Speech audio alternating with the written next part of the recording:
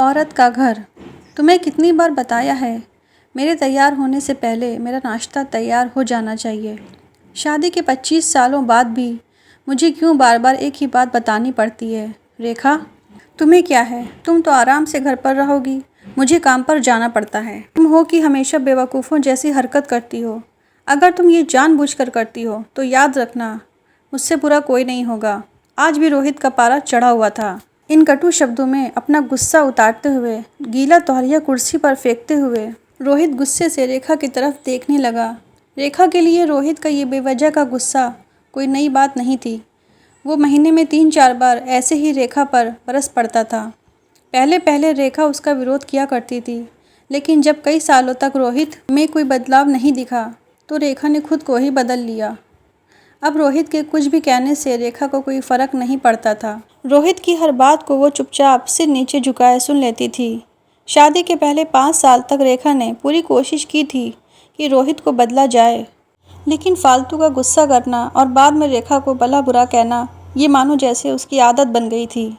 कोई भी वाद विवाद होता तो रोहित सीधा रेखा को बोल देता, अगर मैं तुम्हें अच्छा नहीं लगता तो क्यों नहीं चली जाती अपने मायके, क्यों रहती हो मेरे साथ। इतना सब कुछ होने के बावजूद रेखा रोहित के साथ रहती थी, क्योंकि उसे अपनी बेटी की फिक्र थी। और वो जाती भी तो कहाँ, अपने बूढ़े हो चुके माँ बाप को इस उम्र में परेशान करना वो नहीं चाहती थी। समाज और लोग क्या कहेंगे, ये भी तो उसे देखना था। वो इतनी पढ़ी लिखी भी तो नहीं थी कि खुद जाकर कोई नौकरी कर सके और अपना और अपनी बेटी का पालन पोषण कर सके। रेखा को अब अपनी फिक्र नहीं थी, उसको फिक्र थी तो बस अपनी शादी लायक हो रही बेटी की। रेखा नहीं चाहती थी कि पति पत्नी के झगड़े की वजह से कोमल डिस्टर्ब हो। कोमल की पढ़ाई पूरी हो चुकी थी, उसके लिए अब शादी के रिश्ते आने लगे थे। कई रिश्तों को कोमल ठुकरा चुकी थी। 2-3 महीने बाद एक अच्छा रिश्ता आया। रिश्तेदारों और पहचान के लोगों ने भी लड़के के बहुत गुणगान किए थे। रोहित एक शाम अपनी बेटी के पास बैठकर उसे बताने लगा, कोमल बहुत अच्छा लड़का है, पढ़ा लिखा है, बड़ा घर है, बहुत अच्छी नौकरी है। ऐसे रिश्ते बार बार नहीं आते बेटा, इस बार मना मत करना। कोमल अपने पिता से ज़्यादा बात नहीं करती थी, शायद डरती थी या शायद नफ़रत करती थी, लेकिन आज वो अपनी पूरी ताकत इकट्ठा करके बोली, मुझे अभी शादी नहीं करना है पापा, मैं नौकरी करना चाहती हूँ, खुद अपने पैरों पर खड़ी होना चाहती हूँ। हाँ तो उसमें क्या बड़ी बात है, मैंने लड़के से बात की है, वो तुम्हें किसी बात के लिए नहीं रोकेगा। तुम शादी के बाद भी नौकरी कर सकती हो, वो तुम्हें नौकरी करने के लिए परमिशन दे देगा। रोहित बोला, मेरी नौकरी करना या ना करना उसकी परमिशन पर क्यों डिपेंड रहेगा पापा। कोमल ने पूछा, मैं कह रहा हूँ ना, तुम्हें किसी भी चीज़ की कमी नहीं होगी वहाँ। ऐसे रिश्ते बार बार नहीं आते, इससे ठुकराओ मत, बहुत खुश रहोगी तुम वहाँ। रोहित बोला, पापा क्या मैं उतनी ही खुश रहूँगी जितनी मम्मी इस घर में खुश हैं। कोमल ने तंज कसते हुए कहा, आज तुम्हारी ज़बान कुछ ज़्यादा नहीं चल रही। रोहित गुस्से से आंखें बड़ी करते हुए बोला, पापा मुझे शादी ही नहीं करनी, क्योंकि शादी के बाद अगर वो लड़का आपके जैसा निकला तो मैं क्या करूँगी। मुझे आपके जैसा जीवन साथी नहीं चाहिए जो बिना बात की मुझ पर हमेशा चिल्लाए। मुझे कुछ भी अपनी पसंद का लेना हो तो 10 बार सोचना पड़े, कहीं वो नाराज़ ना हो जाए। मेरी तबीयत कैसी भी हो उसे परवाह ना हो, रोटी थोड़ी सी मोटी बन जाए तो घर सर पर उठा ले, उसकी चेकबुक ना मिले तो भी मेरा ही दोष निकाले और हर छोटी मोटी बात पर मुझे मायके जाने के लिए कहे। कोमल ने अपना दिल खाली करते हुए पापा से सब कह दिया।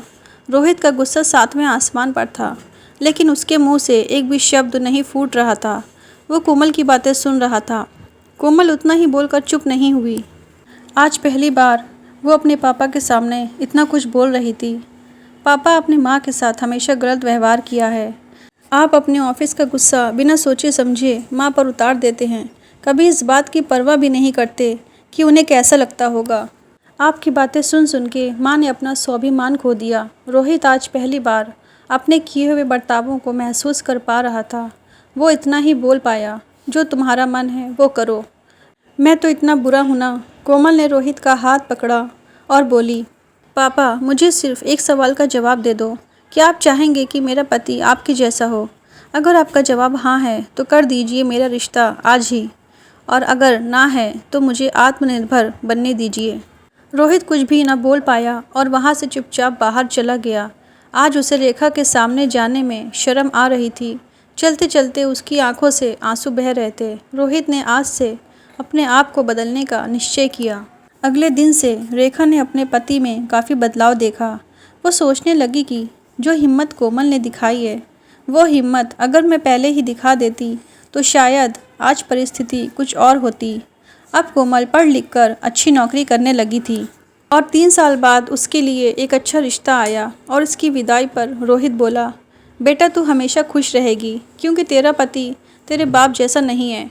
रोहित की ये बात सुनकर रेखा और कोमल की आंखों से आंसू बहने लगे।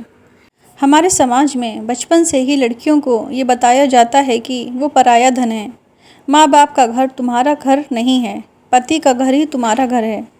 जीवन भर ये बातें बता बता कर उन्हें ससुराल भेज दिया जाता है और एक दिन किसी छोटे मोटे झगड़े में ससुराल वालों से उन्हें ये सुनना पड़ता है कि इस घर को छोड़ दो और मायके चली जाओ।